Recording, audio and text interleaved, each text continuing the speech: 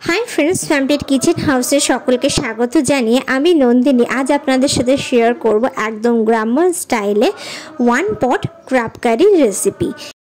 काकड़ा आमरा अनेकेई सातलेई रान्ना करी किन्तु कखनो ना सातले रान्ना करेছেন कि यदि ना करे थाकेन आजकेर এই রেসিপিটি शेष पर्यन्त देखार अनुरोध रइल।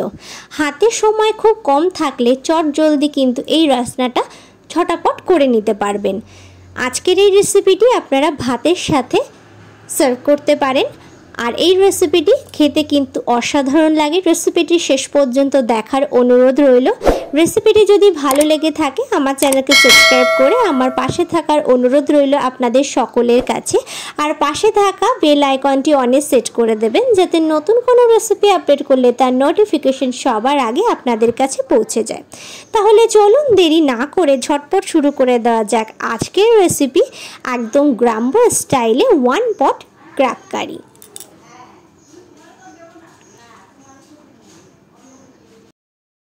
আজকের এই রেসিপিটি তৈরি করার জন্য প্রথমেই যে উপকরণটা লাগবে সেটা হচ্ছে কাঁকড়া। আমি এখানে দুটো মায়া কাঁকড়া নিয়ে নিয়েছি।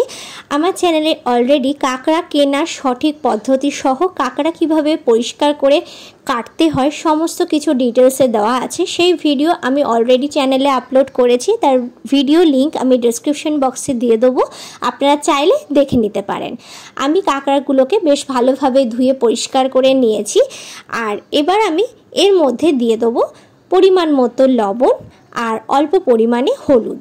লবণ আর হলুদ দিয়ে বেশ ভালো করে কাঁকড়াগুলোকে মাখিয়ে নেব। না সাতলে এইভাবে একবার হলেও রান্না করে দেখতে পারেন, আশা করছি আপনাদেরও ভীষণ ভালো লাগবে। এই রান্নায় কোনো রকম আলু আমি ব্যবহার করিনি, আপনারা চাইলে আলু ব্যবহার করতেই পারেন, কিন্তু আমি এখানে কোনো রকম আলু বা ফোড়ন ব্যবহার করব না। এক কড়াইতেই আমি রান্নাটা করে দেখাবো আর চট জলদি কিন্তু এই রান্নাটা হয়ে যাবে আর খেতে কিন্তু অসম্ভব সুন্দর লাগবে। কড়াইতে আমি সর্ষের তেল দিয়ে দিয়েছি। এই রান্নাটা করার জন্য কিন্তু সর্ষের তেলই ব্যবহার করতে হবে। তেলটা বেশ ভালোভাবে হয়ে গেলে কাঁকড়াগুলোকে আমি তেলের মধ্যে ছেড়ে দিলাম। কাঁকড়াটাকে তেলের মধ্যে বেশ ভালো করে ভেজে নেব। এইভাবে বেশ ভালো করে ভেজে নিতে হবে। কাঁকড়াটা বেশ ভালোভাবে ভেজে নেওয়া হয়ে গেলে এবার আমি এর মধ্যে একে একে সমস্ত উপকরণ যোগ করতে থাকব। এই রান্নায় ফোড়নের কিন্তু কোনো রকম প্রয়োজন হয় না। এখানে আমি একটা মাঝারি সাইজের পেঁয়াজ, একটা মাঝারি সাইজের টমেটো, 4টে রসুন আর হাফের একটু কম আদা গ্রেট করে রেখেছি। এই সমস্ত উপকরণ দিয়ে দিলাম। এবার কাঁকড়ার সাথেই এই সমস্ত উপকরণ একসঙ্গে ততক্ষণ পর্যন্ত নাড়াচাড়া করব যতক্ষণ না আদা রসুনের গন্ধটা সম্পূর্ণভাবে চলে যায়। গ্যাসের ফ্লেমটাকে মিডিয়াম টু হাইতে রেখে কন্টিনিউয়াসলি আমি নাড়াচাড়া করতে থাকব। আর আদা, পেঁয়াজ, রসুন আর টমেটোটাকে কাঁকড়ার সাথেই এইভাবে নাড়াচাড়া করে ভাজতেও থাকবো প্লাস কষাবো। এইভাবেই আমি কষাবো। এখানে কিন্তু পেঁয়াজ, আদা, রসুন বাটার কোনো প্রয়োজন নেই, এইভাবে কুচিয়েই কিন্তু ব্যবহার করতে হবে। ততক্ষণ পর্যন্ত ভাজবো যতক্ষণ না পেঁয়াজটা একদমই নরম হয়ে যায় এবং আদা রসুনের গন্ধটা সম্পূর্ণভাবে চলে যায়। একটুখানি হতে দেব। আমি 3টে লঙ্কা এর মধ্যে দিয়ে দিলাম। ঝালটা যে যেরকম খেতে পছন্দ করেন সেই অনুসারেই ঝালটা ব্যবহার করবেন। আমি এখানে 3টে কাঁচা লঙ্কা দিয়ে দিলাম। তবে এই রান্নায় কিন্তু কোনো রকম শুকনো লঙ্কা ব্যবহার করবেন না, কাঁচা লঙ্কাটাই ব্যবহার করবেন, কারণ কাঁচা লঙ্কার টেস্টটা কিন্তু খুবই ভালো লাগে। আপনারা বাড়িতে একবার হলেও ট্রাই করে দেখতে পারেন, আশা করছি আপনাদেরও কিন্তু ভীষণই ভালো লাগবে। রান্নাটা করতে কিন্তু একদম বেশি সময় লাগে না, চট জলদি তৈরি হয়ে যায়। বেশ ভালো করে কাঁকড়াটাকে ভেজে নিচ্ছি আর আদা পেঁয়াজ রসুনের গন্ধটাও বেশ সুন্দর বেরোচ্ছে। এগুলো বেশ ভালোভাবে ভাজা হয়ে গেছে। এখন আমি এর মধ্যে দিয়ে দিচ্ছি সামান্য পরিমাণে একটু হলুদ, কাশ্মীরি লাল লঙ্কার গুঁড়ো দিয়ে দিচ্ছি, সামান্য পরিমাণে জিরের গুঁড়ো, ধনের গুঁড়ো, একটুখানি মিট মশলা দিয়ে দিলাম অল্প পরিমাণে একটু লবণ। আবারও বেশ ভালো করে নাড়াচাড়া করে মশলাটাকে কাঁকড়ার সাথে কষিয়ে নেব।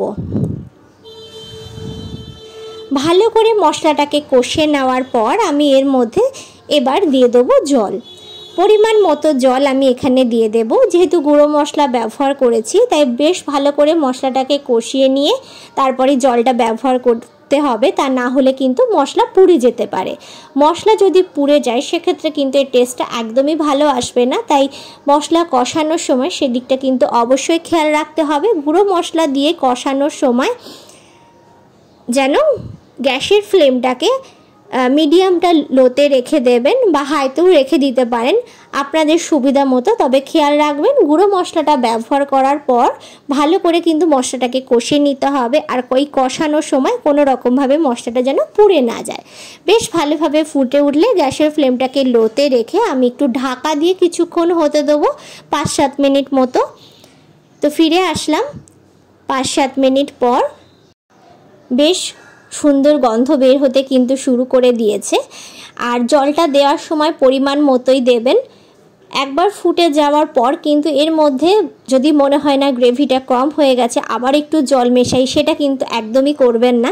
একবারেই জল দেবেন, দিয়ে বেশ ভালো করে ফুটতে দেবেন।